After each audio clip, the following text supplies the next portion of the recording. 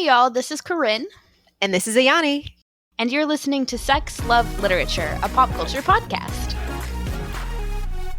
Hi everyone, welcome back to Sex, Love, Lit. I'm so excited to have you guys here with us this week, or this month. How often do we record? I don't know. We'll figure it out. Who's to say? But this episode, we are going to be talking about Roswell, New Mexico, which is a CW show. For those of you that don't know, Roswell, New Mexico, which we're just going to call Roswell for the sake of ease, is based on Roswell High by Melinda Metz and is a remake of the 1999 CW show. This version of Roswell debuted in 2019. And features a lot of hot aliens and cowboys, which is not mutually exclusive. A lot of the hot cowboys are also aliens. Enough of them. Enough of them. So season 1 and 2 are on Netflix for all of you that have that. And it's actually been renewed for a season 3. So we're excited about that. We're specifically going to be talking about season 2 this episode. So if you have not watched season 2 of Roswell, please know that spoilers are incoming. Yes. Be warned. So this is actually kind of exciting for us to talk about because watching Roswell was one of the reasons that we were like, maybe we should do a podcast because there's a lot of things to talk about in pop culture, especially when it comes to, you know, how sex and romance and things like that are depicted. Yeah, so I definitely got into this show long before Ayanni. And specifically why we thought it might be a good fit for the podcast is the way that I got her to watch it is I was watching it like near the beginning of quarantine because I think I watched the first season on Netflix and then the second season live as it aired. And then I texted her that there was an honest-to-God threesome in this CW show that I was watching, and it was necessary that she also see this. And I was like, well, okay, I guess for a threesome, I can watch a CW show. I think I can make that work. So yeah, the reason that I started watching the show is because Corinne was like, hey, there's some sex stuff that I think you need to see because we're friends and that's what friends do for each other is point out when the good sex stuff is in television. Yes. I also watch all of the CW shows, so it's really no surprise that I was there. But yeah, no, that's no surprise at all. We'll probably end up talking about other CW shows if we continue doing this and podcast. It will be my fault. Yeah, so. It'll totally be her fault. But yeah, so Roswell, for all of our teasing at the very beginning, is actually doing a lot of interesting things over the course of its 2 seasons. It does think a lot about immigration in the U.S., thinking about xenophobia. This season specifically had some small nods to thinking about Blackness in America. So while those aren't kind of our main focus for this podcast, they do influence every aspect of the show. And we're not going to ignore how they impact some of the relationships that we're thinking about and thinking through in this episode. So yeah, we've actually got a bunch of stuff that we like to talk about today. So why don't we jump into it, get started. The first kind of thing that we want to talk about is, of course, the main couple, right? What is that? The A couple? Yeah, we want to talk a little bit about the A couple, Max and Liz, who are finally together, kind of. They're so obnoxious. Oof, obnoxious. She's got real feelings. Okay, so we'll come back to that. But I mean, well, we start the season off, Max is dead, right? So that makes for complications in having a forward-moving relationship when, you know, the man that you love, I mean, revived your sister and then died. Max is... Yeah, so context for people who may not be familiar with Roswell. The first season is all about the big mystery of how... so Liz and Max are sort of the 2 focal point characters. Liz is a Latina scientist. Max is a cowboy alien who's been in love with her for over a decade. But the main mystery of the first season is how Liz's sister died 10 years previously before she left Roswell for good. I'm not going to tell you how that mystery is solved, but at the end of the season, Max brings Rosa back to life without talking to Liz about it at expense of his own life. And like, that's not cool, man. Mm-mm. I mean, honestly, that's part of their problem this whole season, in my humble opinion, is that they just keep doing shit and not talking to each other about it. Mm-hmm. You know, and Max. All right, I know I admitted this before to you, but I think I should admit it to the podcast. I don't know. There's something about Max this season that was a little hotter for me. Like the first season, he was a little too milquetoast for my taste, but then he kept doing this like strong jaw thing, and I was like, okay, I might like that. But this season, there's something about his kind of like tousled upsetness. Not when he was dead, right? When he's alive. It's kind of like a tousled upsetness that was working for me. However, part of my problem with Max this season is that he's had this weird kind of like God complex the whole time. Yeah. It feels like. And part of that is that he's not communicating things that he's going through or problems that he's having or decisions that he's making to Liz. Mm-hmm. Not that she's blameless. Oh, yeah. Liz also, I think, has her own communication issues. And I think one of the... So, like, Liz... So, while Max is, like, out here trying to take science drugs to bring his memory back... Liz is, like, using his DNA, like, his and that of his siblings, to, like, do science that is important to her, but also is dangerous to Max and his two siblings if it were to get out, which I'm sure inevitably it will. That it will, because we also have Liz's ex-fiance who turns up to make things complicated. And he's another scientist who is really into the work that Liz is doing, and also very attractive. There's a lot of hot people in this show, you know, tickling a lot of itches, I guess. That's not a phrase. Hence the draw of the CW. Oh, of course. Pretty people doing dumb things, right? That's mean. Some of the things they do are actually not dumb. Well, and bringing it back to Max and Liz, who are, I think, the pretty people doing most of the dumb things this season. I think because this whole show is like playing with a question of like destiny and fate and like, are they destined for each other? And I think because like this season ends with them apart, and I think the answer, or the one of the question, if a question that is being asked is love enough, the answer for Max and Liz right now is no. Big no. And the reason it's not is because they aren't communicating with each other and loving someone. If you do not tell them what you need, if you do not tell them if what they are doing is hurting you, if you do something that hurts your partner because you didn't tell them about it, that's not okay. No, absolutely not. And I guess that's kind of the thing that a lot of this season has been pointing to, is that they kept doing things to hurt one another and then not learning from those mistakes that they made. So, for example, you pointed to the fact that Liz has been using her beau's DNA to do science, which, okay, on one hand, I totally understand that her process is like, I can use the immunity that you guys have to our diseases, to our sicknesses, in order to help people to make them better. But like, and this is one of those kind of small nods, I think. She's using his DNA without his consent, which we know there is a history of our lovely country doing to people of color. Now, of course, Max and his siblings are all played, I mean, assumedly, I don't know people's ancestry, but they all kind of present as white folks, right? Yeah. Though there is some conversation about experimenting on Black bodies through another character, which we're going to get to in a bit. But there is this kind of underlying thread of using people's genetic material without their permission and without their consent. Consent, which of course is one of our big things and thinking about in this show. And Liz effectively violates Max's consent because he says, I don't want you to do this. And she keeps doing it anyway. You know, and kind of is obstinate about the fact that she's going to keep doing this, even though Max says it hurts him. I mean, do you agree, right? That yeah, especially because like Liz keeps saying, yeah, I'm going to shut down my lab. Yeah, I'm going to stop. Yeah, I'm going to like get rid of it. And then keeps not doing that.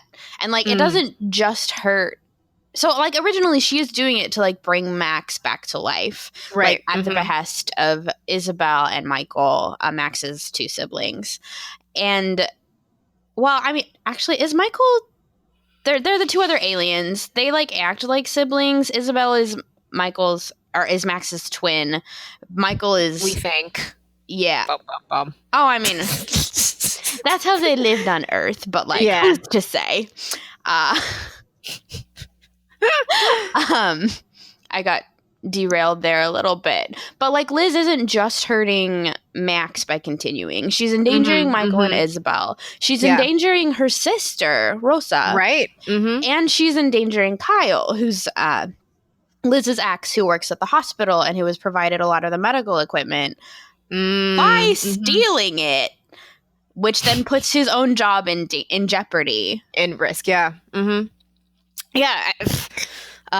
You bring up a kind of an interesting point too, that the breakdown of communication isn't just between Max and Liz, right? But they're also they're kind of the crux of their bad communication, if that makes sense. And the ripples of the fact that they're not communicating reverberate out through the rest of the cast, because Liz is also not communicating with her sister Rosa. She's not communicating with the other alien folk. She's not really communicating with Kyle either, and is kind of manipulating and using people too. But that was actually part of the reason I stopped watching for a second, because it was stressful to me the way Liz was behaving and the kinds of things that she was doing. And part of the reason I think it's stressful is that, like, I largely really like Liz. I like that she's this like badass Latina scientist who, with like an illegal immigrant father, who like does what she's got to do to like get shit done,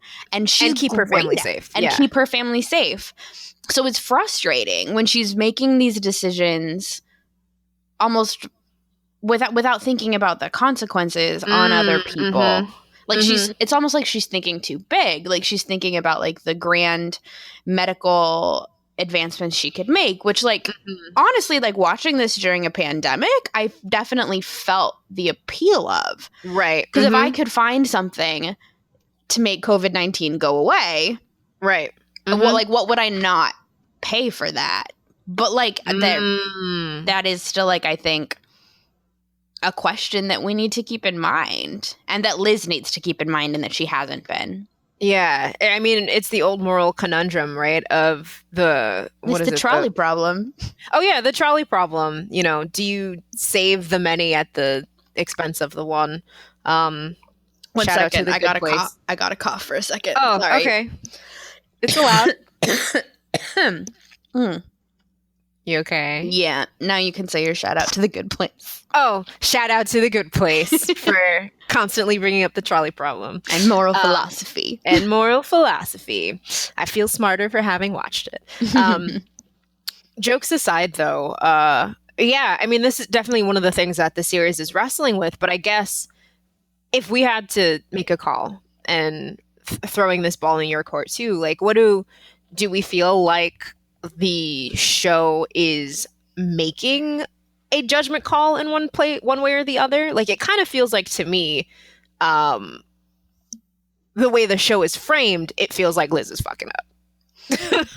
I feel like Liz is fucking up, but I think this is also maybe a good moment to also think about Kyle and his new lady, Steph, because it's not just abstract people that Liz wants to help. It is specifically this new character, another fiery Latina woman who has like a, as they say in the show. Yes. Almost a direct quote. I mean, Kyle has a type. Yeah. But so her name is Steph, and she has like a degenerative disease and is dying. It's a blood disorder. I think a blood disorder. I don't know. The medical stuff is very hand wavy, so I don't actually try and nail down the details. You're not wrong. But it's not just abstract stakes. It is, this woman is going to die. Kyle helped us. We should repay him. But Liz is also doing this sleight of hand here where she does want to help Steph, but she doesn't want to stop there. But that's the stakes that she's using to convince Max to let her continue. Yeah. And the thing that, it's weird because the thing that's complicated about that for me is, on one hand, helping Steph is a great thing, right? Mm-hmm. Though we'll see what the ramifications of that are in season 3, because she was legit going to die. Like, she was eminently, I think the episode before Liz does what she does to make her better, it wasn't looking like she was going to make it the next couple of nights, right? But Liz saves her using whatever she's created from Max's DNA. And now we have another person who is potentially running around with alien DNA in their bodies. Also, that's a whole nother angle that I've barely thought about. So, like, we have a character named Maria who's, like, part alien. And then that's a twisty windy. And then we have Rosa, who Max brought back to life and has, like, traces of alien genetics going on. And these are not... There's a possibility, particularly like with Maria's family line, that like crossing humans and aliens doesn't happen gracefully necessarily, because they're beautiful. They're beautiful people, but like Maria's grandmother like got dementia and kind of lost her mind. Maria's mother is going the same way, and Maria is worried about that herself. So like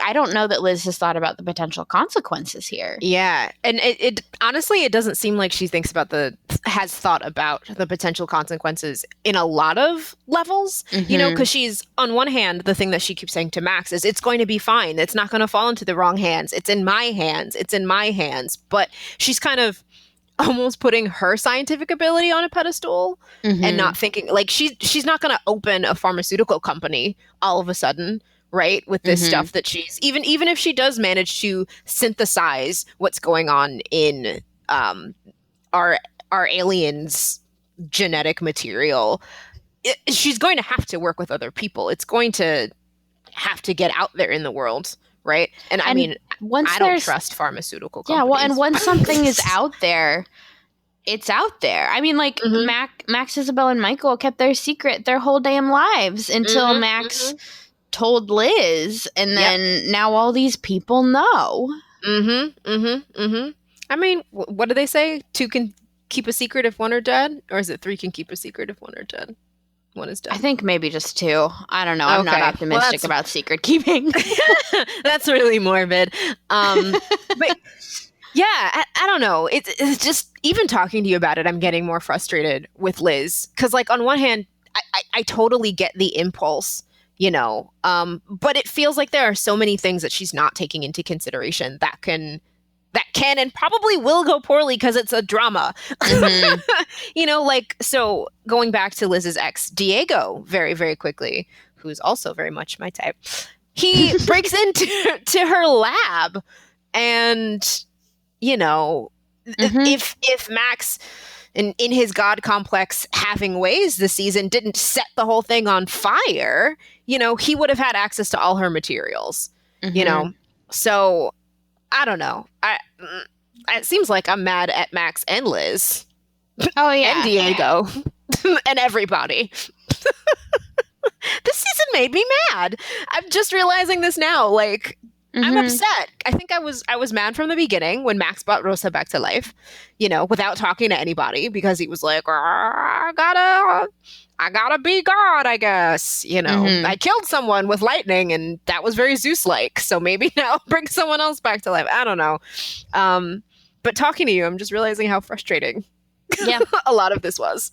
Well, and I think part of maybe also what's interesting here is so much of the first season is about getting Liz and Max together. And then once they're...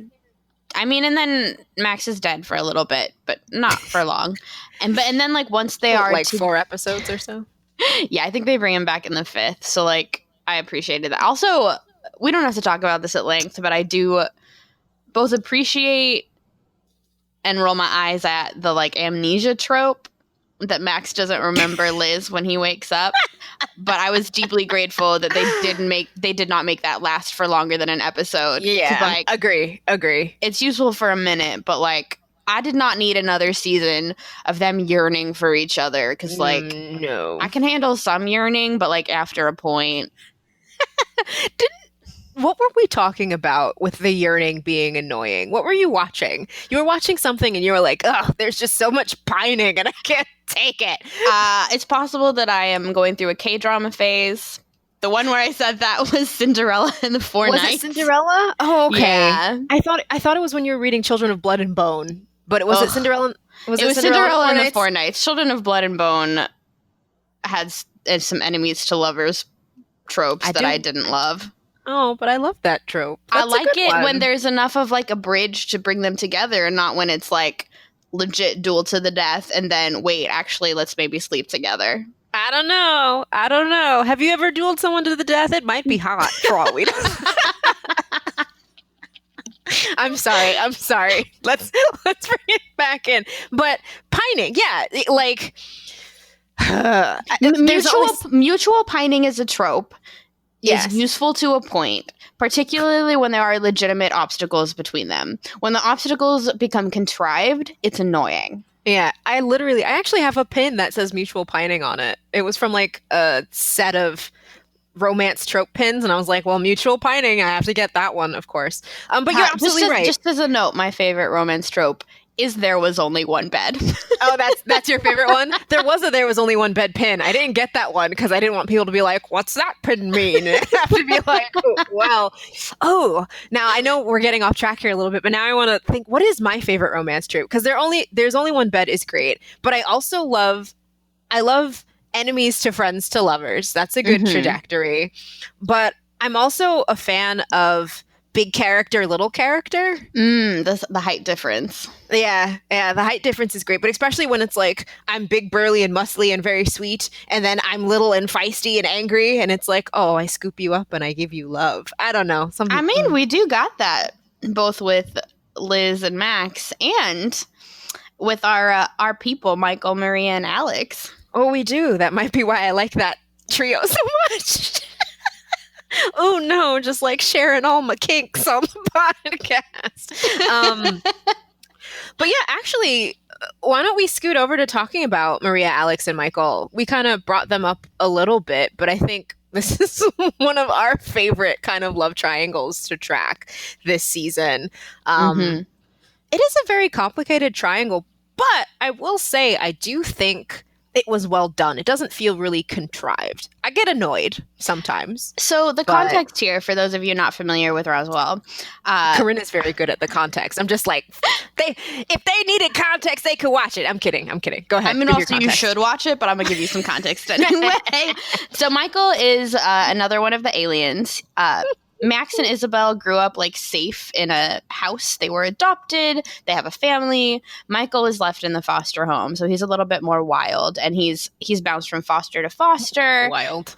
He's maybe one of the smartest, maybe the smartest. He's certainly the most scientifically minded of the three aliens. He's also the hottest. It's fine. Wait, hold on a second. I think you're lying. I might be lying because I was like, okay, I think Michael is by the hottest. I mean he's hotter than Max. Okay, that's fair. He's got like wild curly hair, which like I'm extremely here for.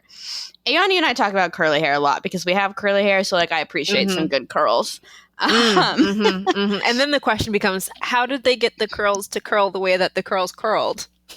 We need the regimen. Okay, it wouldn't work for me, but it might work for you. So Michael is bi, which is lovely. But so he's had this on and off relationship with Alex, who's been like kind of a closeted gay man for a while and joined the military, and his father is a piece of work. Like he's one of the show's big bads. But because Alex has grown up in this very, very homophobic home, his relationship with Michael has been very, very fraught. And then Maria is Liz's best friend, and she's also one of Alex's best friends. But Maria and Michael also have some chemistry going on. They have it. So hold on, refresh. Did they sleep together season 1 for the first time, or was that season 2? Maria and Michael? Yeah. Maria and Michael slept together the first time in season 1. Okay. All right. So that chemistry was already established. Okay. And there's a lot of buildup there that is complicated about Maria knowing Alex has a guy, and it's but she doesn't know it's Michael. Alex kind of knowing Maria has someone, and he doesn't know it's Michael. And then when they figure out it's Michael, problems. Yes. But actually, I will say, thinking on communication, Maria and Alex talk things out very well and make decisions as friends. Yes. And I think their relationship is one of the healthiest relationships in the entire show. Yeah, there's a really interesting moment where Maria is the last sort of this friend group to find out about the aliens. And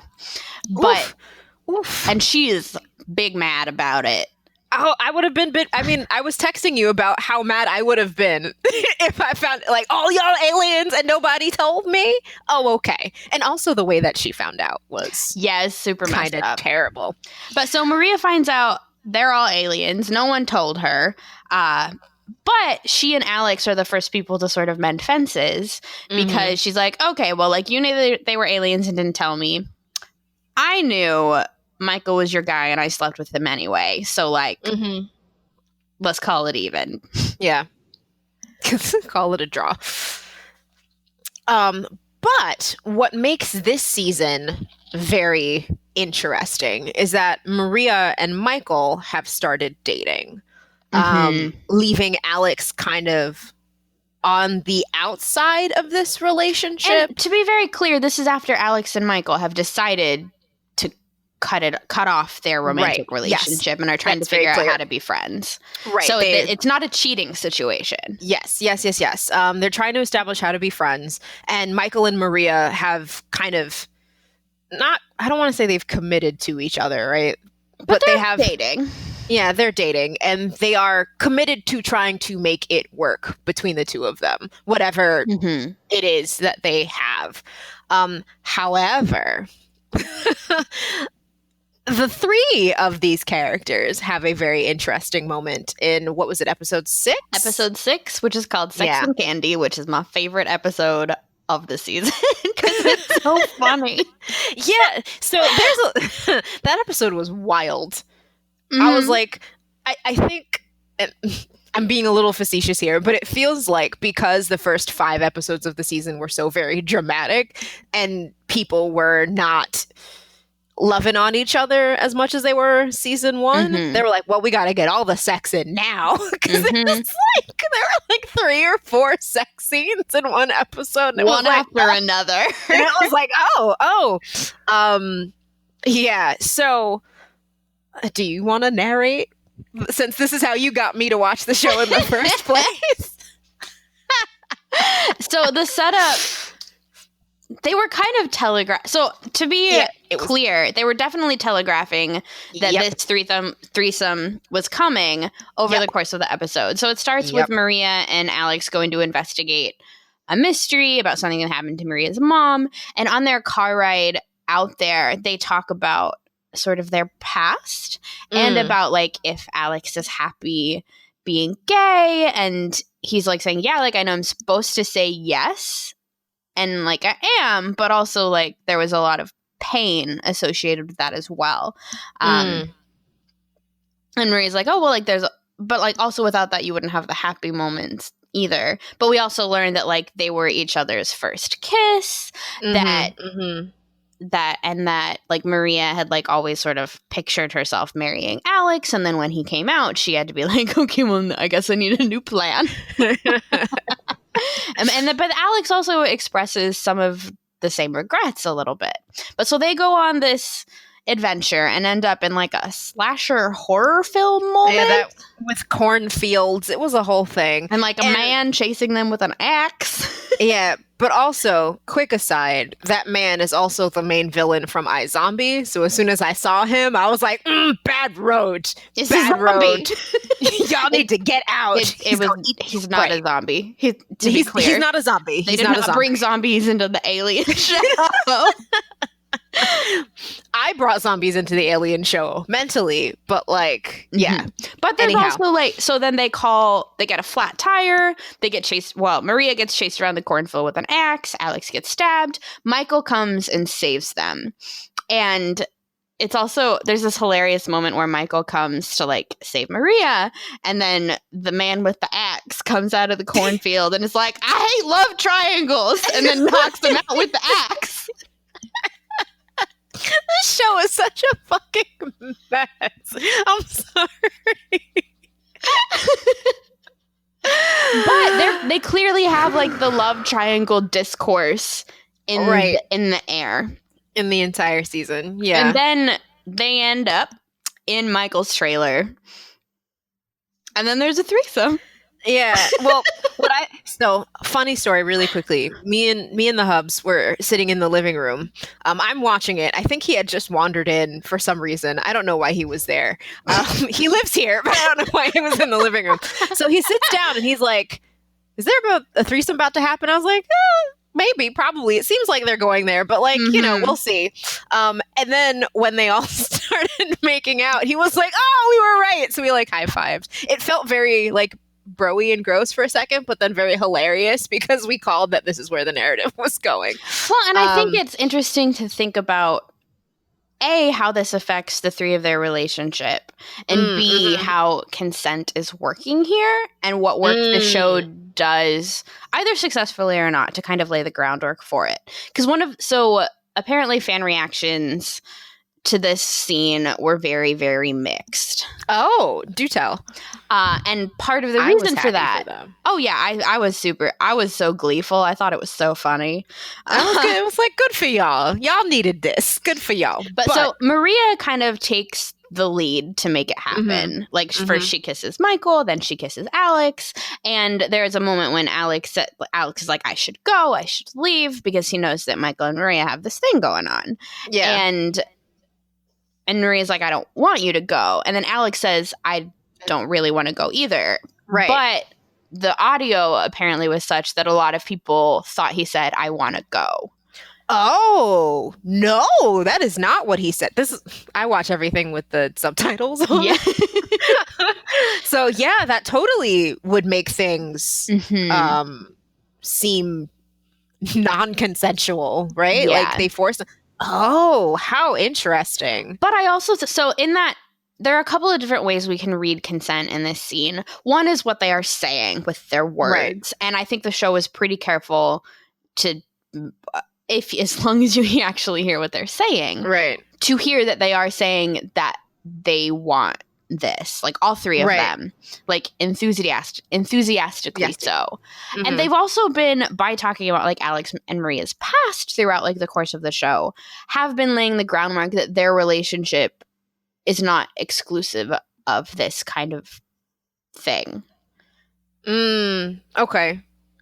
Just to make sure I'm understanding, not exclusive of like there was that romantic undertension that existed. Okay. Like the kind of love that they have for each other is largely platonic, but perhaps not exclusively so.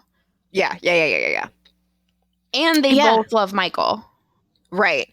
And actually adding on to what you were saying about reading the sequence, their body language also conveys interest and openness. You know, and we can say this as people sitting on the outside, right? We're not actually in the circumstance trying to read people's body language. But on one hand, we have the enthusiastic consent vocally, right? But on the other hand, no one seems to be actually moving away from or trying to get out of the circumstance.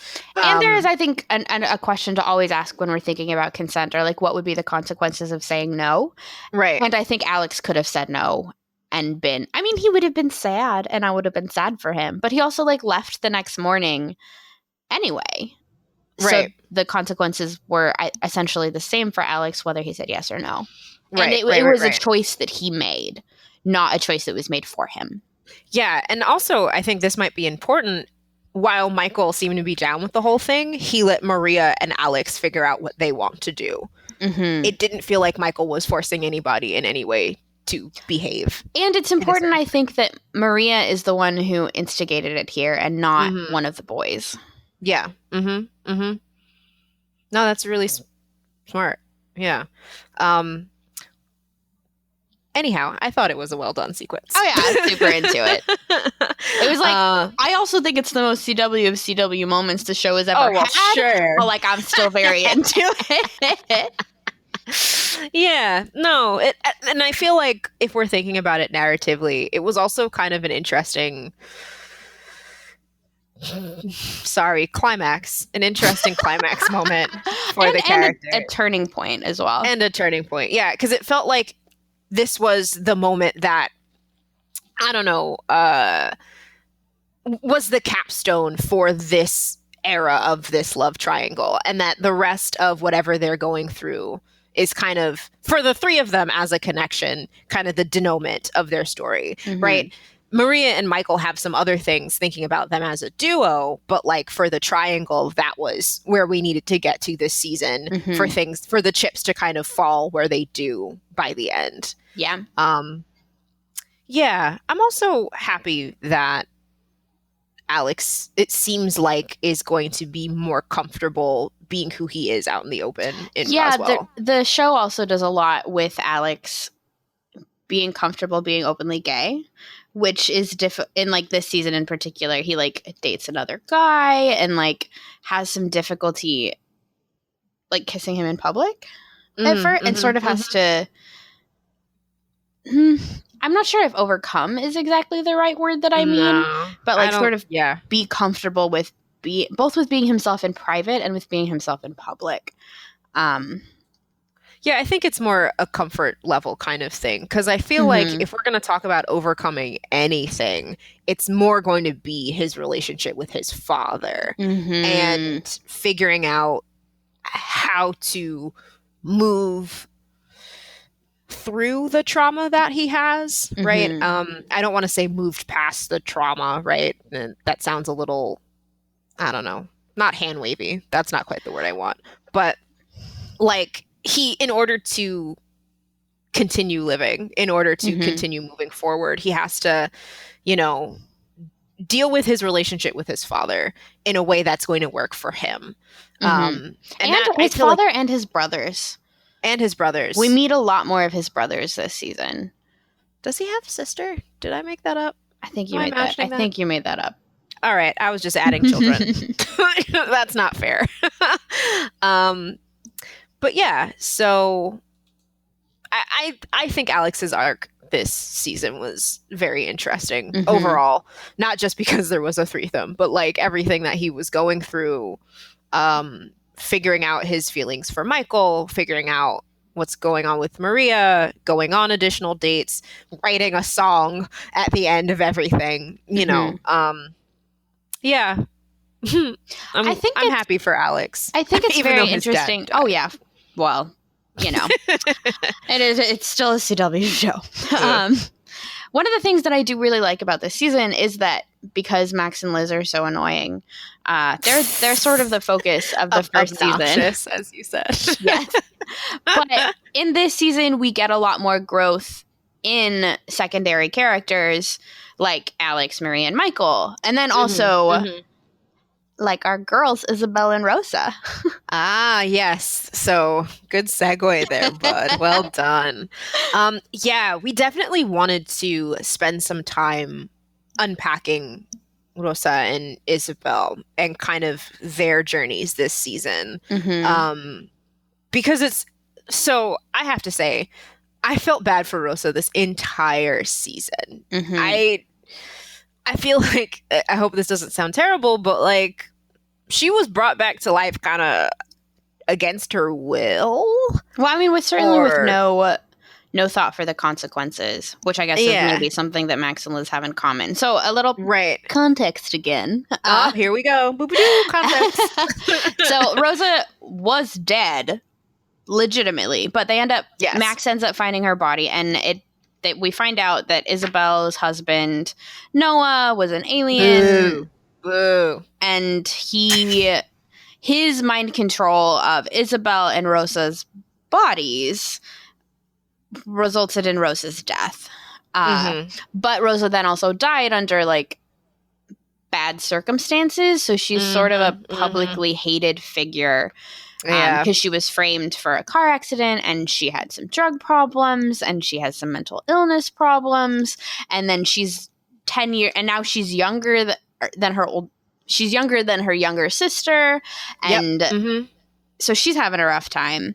And Isabel's husband is now dead, and she's discovered that she's also been violated by him, and her body has been used to violate Rosa. Right. In ways that are really, really complex. Right. And troubling. Yeah. We're kind of breathing deeply here because thinking about trauma, I think, in this show is important when thinking about relationships. Because one of the things that Isabel is struggling with are, one, rebuilding the relationships with people that she's had prior to Noah, right? And through her relationship with Noah, reconnecting with her dead brother, who's now alive again, reconnecting with Michael, reconnecting with Liz, but also how to live now that the man that she thought loved her and who was taking advantage of her and violating her, right, is gone. Who is she now?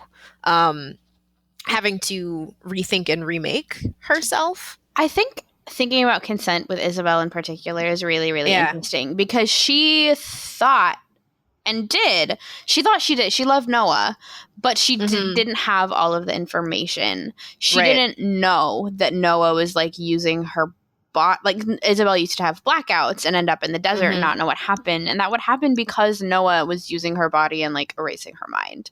And to then find out later that this person she thought that she loved was doing that to her, sort of, it poisons everything that they did that was at the time she thought consensual, right? Because it wasn't informed. She didn't know everything that she needed to know about Noah.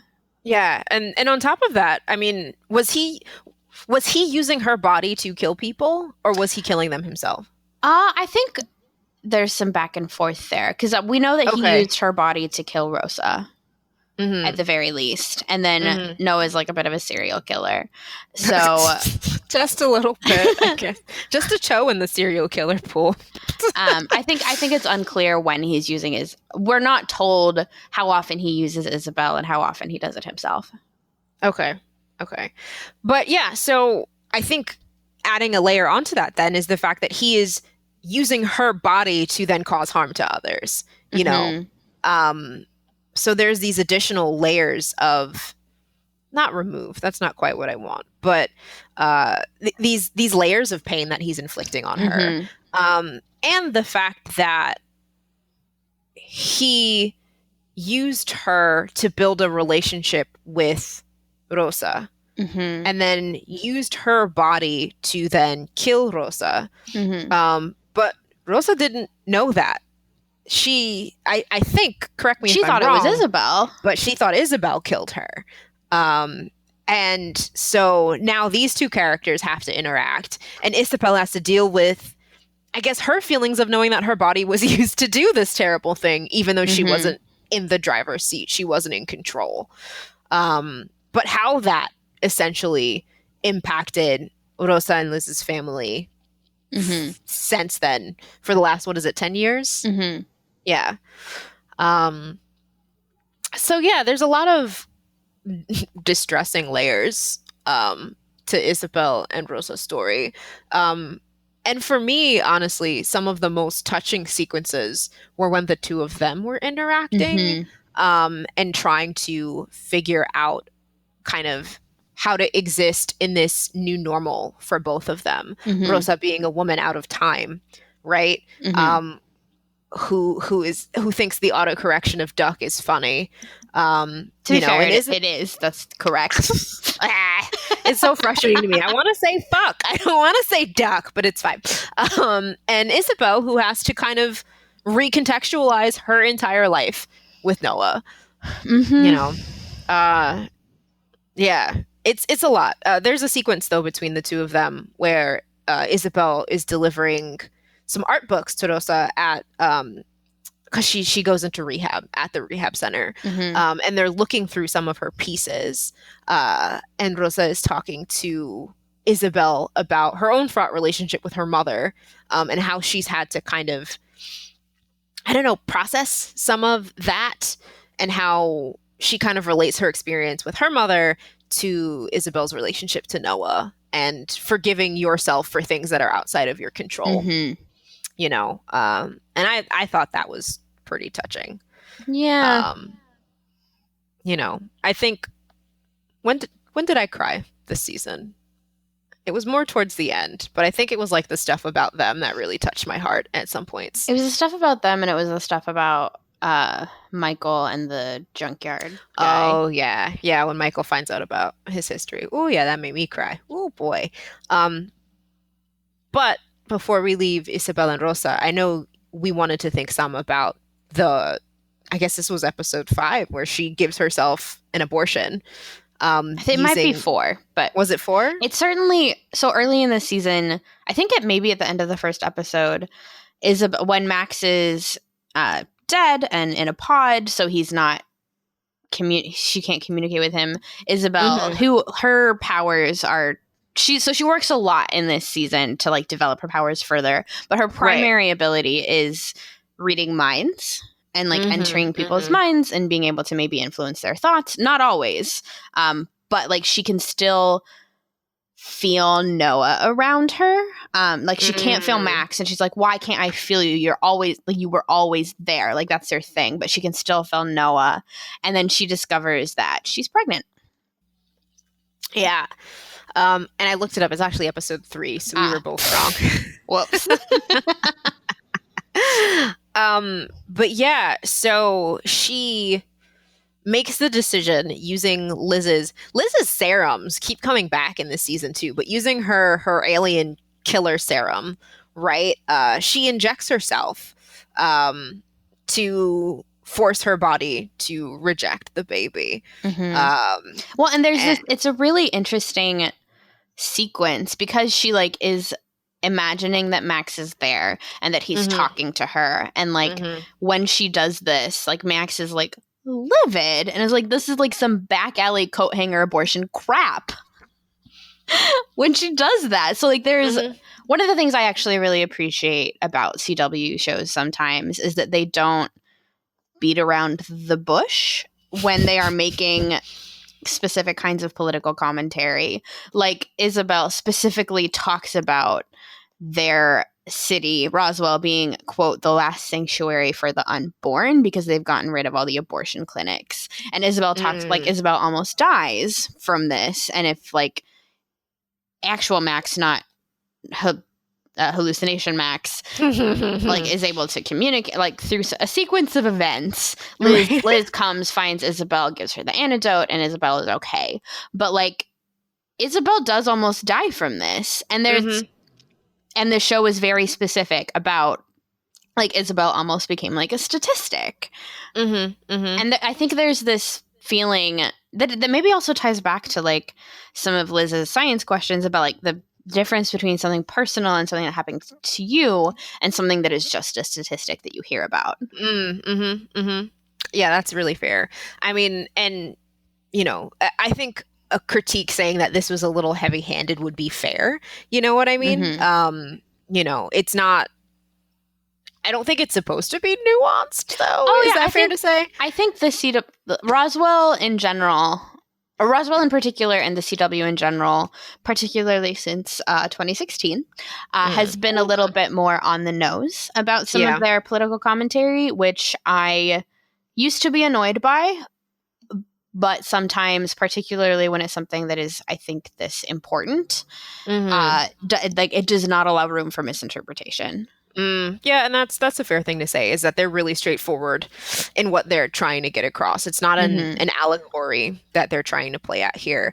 And I mean, also something to consider, and not to, you know, go too far in one direction or another, but Isabel is, in this show, upper middle class white woman. You know, so using her kind of as someone who could have died from an abortion in this case.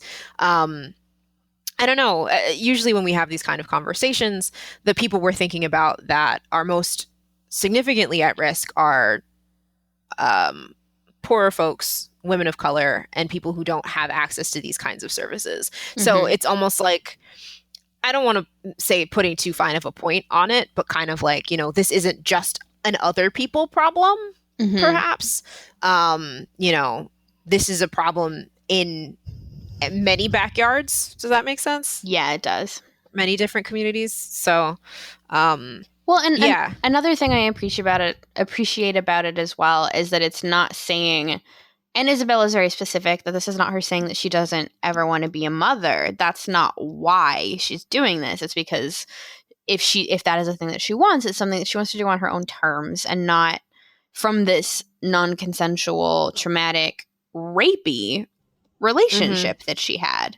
And like, that's fine. Yeah. Yeah. They did a lot this season. They did. So is there anything else you wanted to say about Rosa and Isabel? Planet 7. Oh, yeah. Okay. So this is tying some other character storylines in together, but this is actually the first time in Roswell that we've gone to the gay club. Planet 7. Isabel just runs... think about the 7th planet for a second. Oh, I didn't think about... Oh, that's bad. Boo! I didn't think about it. I was just like, oh, Planet 7. 7's a lucky number. Okay, cool. I mean, womp. It's lucky for Isabel. Well, yes, it is lucky for Isabel. Isabel and Kyle actually run into each other. In the Sex and Candy episode, one of the sex scenes. Yeah, one of. And Isabel tries to hit on Kyle, and he's not about it. Well, right? What she specifically says is she wants to take that Mustang for a ride. Oh, God. This show. See, it's moments like that that make me go, fucking Roswell. But yeah, so he opts not to. But then the bartender... he was a lady. Yeah, a lady bartender is like, you know what, can I cut in here? And she and Isabel end up having a fun evening. So there's actually, I think it was in the same episode, Isabel's talking to Max and Michael and saying, yeah, well, why do we have to fit into the boxes that humans put around us? We can do what we want. And I was like, yeah, that's it. Well, and I think it's useful on a number of layers. So it is kind of a little bit, again, on the nose about like gender being a construct and about sexual relationships also being like... And the fluidity of sexual relationships. And about that being a construct. But it is also, I think, nuanced in the way that Isabel is exploring new versions of herself. In that, like, so she's expanding her alien powers, and she's also figuring out what she likes, and she doesn't have to fit into the like white suburban box into which she was fitting herself the first season. And in this season she's trying a lot more things, and it's making her a lot happier. Yeah, she is much happier this season, isn't she? She's kind of a more well-rounded individual she does have kind of she has this need to defend herself, right? So a lot of the power exploration and the jogging and the kickboxing is to get herself into a better physical place so that she can defend herself against people like Noah in the future. But I do think some of the other expansion, kind of recreating these connections with other characters and, with new characters and barkeeps, is helping her to be a better, more rounded, happier person. Especially because now she doesn't have some weirdo who takes over her brain sometimes, So. Although I do think, just really quickly, I think it's still also important or just funny to acknowledge that Isabel has always been sexually adventurous. Because like when we meet her in the first season, in the first episode, she and Noah are doing some stuff with some handcuffs. So Yeah, and that keeps coming up. That came up again when she was trying to get Sheriff Valenti off of her trail. She's like, yeah, here's our kink box with all of our fun toys in it. She's Lizabelle is such a delight. Lizabelle? Isabel. I mean, if you ship Liz and Isabel, I'm not gonna hold it against you. But I think Max would have some problems with that. Yeah, I mean, is there any other last Roswell thoughts that we had? I feel like we've run through a lot of the things we wanted to talk about. Yeah, watch Roswell. It's got hot aliens. It's got hot aliens, but hot everybody. Yeah. Steph is hot. Alex is hot. Maria is hot, but she's also 1/4 alien, so I guess that counts. Yeah, everybody except for Alex's dad and the old people. So all that to say, Roswell, for a show that is about aliens and cowboys, has a lot going on. Yeah, in more ways than one. So, I'm sorry, if we're being on the nose, I can make a bad pun or two. Okay. But yeah, so thank you for listening to Sex, Love, Literature. This has been our second episode. I hope you'll tune in and check in with us in some of our future episodes. Yeah, if you would like to let us know what you think about Roswell, about Isabel, you can let us know which alien you think is hottest. You can find us at Sex Love Lit on both Twitter and Instagram. Make sure you don't just stop at Sex Love because you'll end up with some porn. And let us know what you think.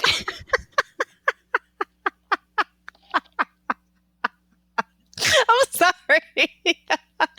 So is that not appropriate? No, it just caught me off guard. That was really funny.